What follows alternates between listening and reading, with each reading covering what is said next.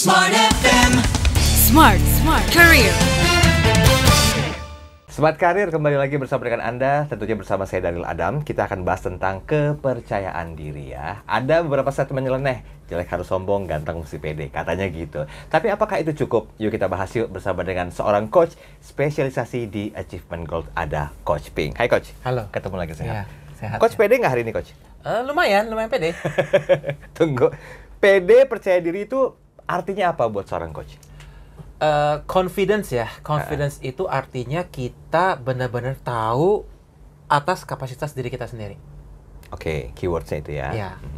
Dan juga know our own strength. Know kita punya kelebihan apa, kekurangan kita tuh apa. Kita juga tahu. Nah, kalau itu kita tahu, biasanya orang akan jadi jauh lebih confident. Karena confident itu tidak ada ukurannya. Yang ukur adalah orang saya sendiri atau Anda sendiri. Yang mengukur orang lain itu confident apa enggak sih? Nggak ada daya ukurnya. Oh, confidence itu adalah ketika dia melakukan ini. Itu dari sudut pandang saya. Oke. Sebentar, ini saya coba kaitkan dengan istilah overconfident. Ya. Yang menilai kita sendiri, setelah kita sadar bahwa kita overconfident, atau pihak ketiga? Overconfident itu ketika konteks apa? Bebas. Nah, misalnya nih, boleh kasih contoh saya yang overconfident yang pernah dialami. Oke, secara psikologis mungkin ya, ketika orang berani berkata-kata dengan percaya dirinya, dia membuka banyak sekali data dalam sebuah perbincangan. Tiba-tiba lepaslah momentum itu sehingga dia dinilai kebablasan. Sehingga orang bilang, ini kayaknya over pede banget sih ini orang. Nah, apakah masuk ke ranah itu sebetulnya pengertian overconfidence? Yang ngomong itu over pede banget sih itu orang, misalnya, itu siapa? Orang lain? Orang lain kan, Okay. bukan diri sendiri dong. Oh iya benar. Overconfidence itu biasanya adalah cermin dari diri kita sendiri. Oh justru itu? Justru itu. Contoh misalnya saya seorang yang lumayan pendiam. Saya dulu tuh sangat pendiam. Ya, contoh, ketika saya berkarir di Shanghai, di China, hari pertama nih saya masuk di pekerjaan, mereka suruh saya isi satu assessment test, namanya MBTI. Jadi saya bikin tuh 70 sekian pertanyaan. Saya bikin, di situ saya dapat satu hasil. Hasilnya saya adalah INTJ. Introvert, NTJ nggak tahu apa. Oke, INTJ. Nah, jadi setelah 3 bulan saya di situ nggak dapat hasilnya nggak bagus. Nah, ditanya si bos, wah, things not working out, what's going on? Aku bilang, I don't know, maybe because I'm an introvert. Terus dia langsung bilang gini, have you ever look at what is on the other side? Aku bilang, what do you mean? Kamu kan lihatnya kamu introvert, kamu baca ini, oh aku ini. Kamu pernah nggak lihat the extrovert side? Bisa nggak kamu ini juga? Aku bilang belum pernah. Coba deh itu kamu lakuin. Jadi kan ada tuh introvert sama extrovert ya. Saya buka yang extrovert, saya lihat, ini saya juga ini kok. Nah, setelah itu saya langsung, bukan berarti saya langsung bagus gitu, enggak. Tetapi kegiatan-kegiatan yang saya lakukan itu bukan dari sisi introvert lagi. Tapi sisi less introvert. Ada suatu kesatuan. Introvert side of me dan extrovert side of me jadi suatu kesatuan. Oke. Saking oke-nya saya hit a lot of record di perusahaan tersebut selama 4-5 bulan berturut-turut. Oke. Nah, 1 year later setelah saya setahun di situ, disuruh bos lagi tuh bikin MBTI lagi. Nah, saya pas bikin MBTI, hasil saya adalah ESFP. Berubah lagi? Berubah total 180 derajat. Si bos bilang, kayaknya enggak deh ini kayaknya salah deh. Coba lakuin lagi gitu ya, do it again. So, aku bikin lagi, sama lagi ESFP. Dia bilang, no, this is not happening, nggak mungkin bisa. Dia bilang gitu. Dia bilang, besok datang lagi ya. Besok datang jam 8 pagi, karena jam 9 kerja. Kantor buka kan. Jam 8 kamu datang, I give you a room, you do it. Oke, aku bilang gini. Jam 8 saya datang, saya dikasih MBTI yang sangat komprehensif, hampir 200 pertanyaan, completely new. Mungkin dia beli software baru untuk tes saya. Saya juga bingung ya. Budget banget. Nah, saya tes, saya juga ESFP. Artinya apa? Konteksnya berubah. Situasinya berubah.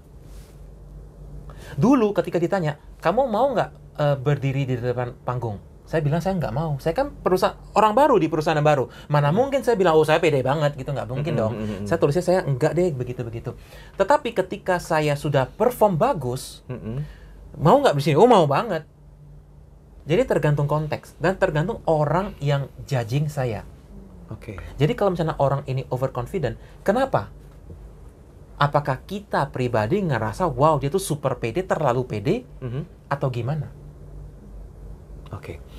Berarti bisa dikatakan sebetulnya yang namanya confidence itu yang direalisasikan dalam sebuah bidang usaha atau pekerjaan, actually itu given atau bisa di nurture, Coach? It's nurture. Kita lahir gak semua orang confident kok. Ada nggak yang baru lahir bisa langsung lari tuh? Bisa langsung lari, bisa langsung dia lagi baru lahir dia nangis. Setelah itu dia langsung berdiri, langsung jalan, langsung lari. Enggak dong. Biasanya dari mana? Dia jatuh dulu, bangkit. Jatuh, bangkit. Parents-nya support. Dan along the way, nanti ada teman atau siapa support dia sampai dia udah gede. Oke? Baru itu bisa dibaguskan lagi, ditingkatkan lagi. Oke? You are confident the moment you know exactly who you are, you know exactly your skills, and you know where you have to go. Itulah dimana kamunya confident. Berarti bisa berubah-ubah. Bisa berubah-ubah. Sesuai dengan apa yang sedang saya lalui pada saat itu. Contoh, misalnya dulu ya, ketika saya belum pindah ke Bali, ditanya, lu bisa nggak ke Bali? Nggak pede dong saya. Nggak bisa. Nah, setelah saya pindah ke Bali, orang selalu tanya dia, kamu kok bisa sih pindah ke Bali? Gimana caranya? Ketika saya sharing itu, awalnya saya ngerasa pas saya sharing, aduh jangan deh saya sharing biasa-biasa aja, jangan sharing terlalu gimana gitu ya.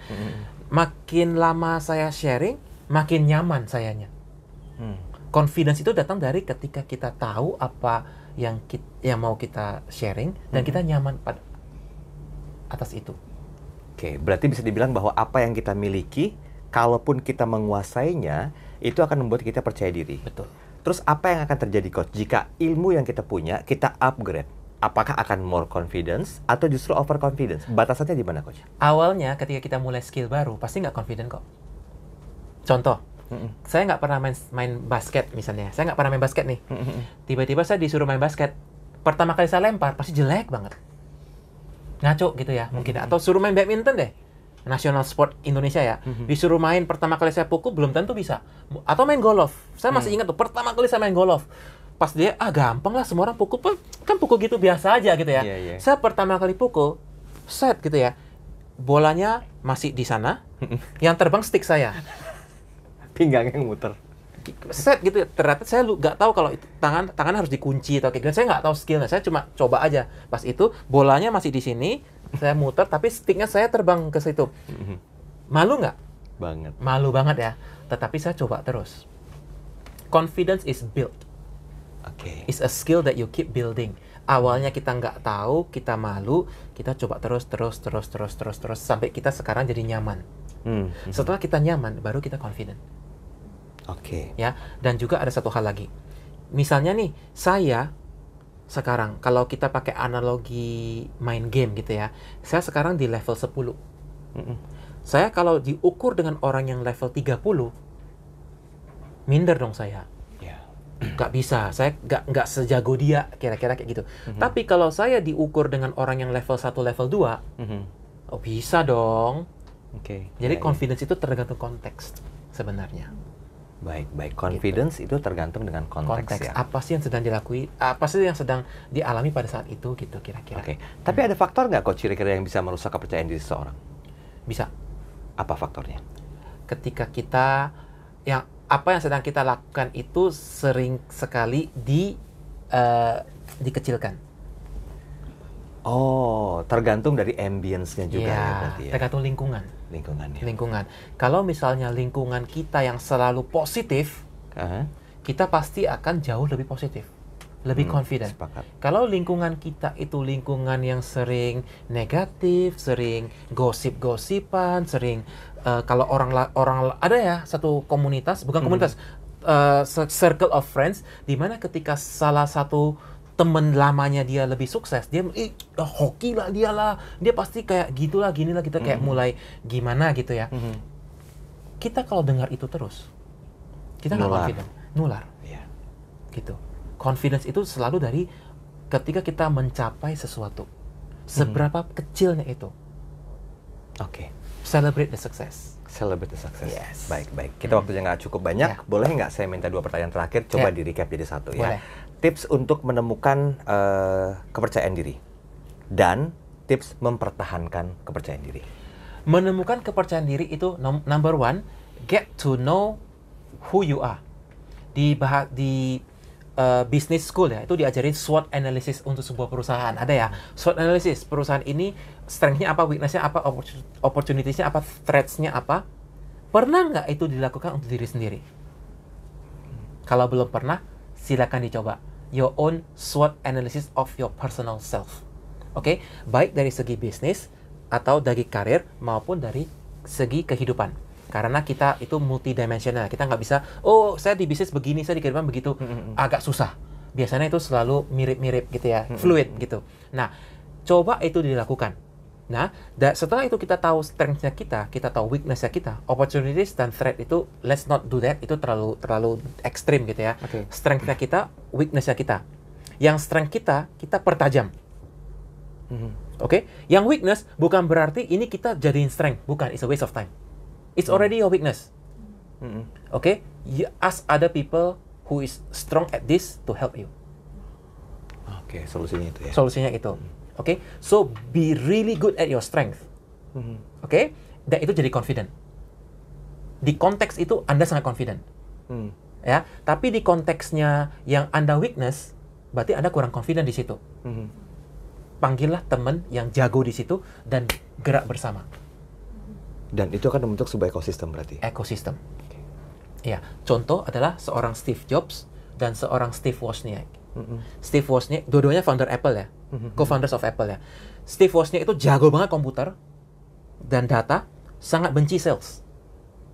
Steve Jobs have no idea about computing, jago banget sales. Mereka bergabung, jadilah Apple yang sekarang. Saya yakin di Indonesia banyak juga yang begitu. Di mana foundersnya berbeda, tapi satu confident di satu hal, satu lagi confident di hal yang lain. Ketika mereka gabung bersama, itu pas mereka jalan itu luar biasa cepat. Gitu, ya. Thank you Coach. Thank you banget. Luar biasa sharingnya hari ini. So listeners, mungkin saya perlu menambahkan sedikit bahwa untuk meningkatkan kepercayaan diri, jangan lupa untuk mengasah skill Anda. Kuasai public speaking, skill di bidang yang Anda pahami, dan perluas networking Anda. Sampai ketemu di podcast Smart Career berikutnya. Smart FM. Smart Career. Make your future better.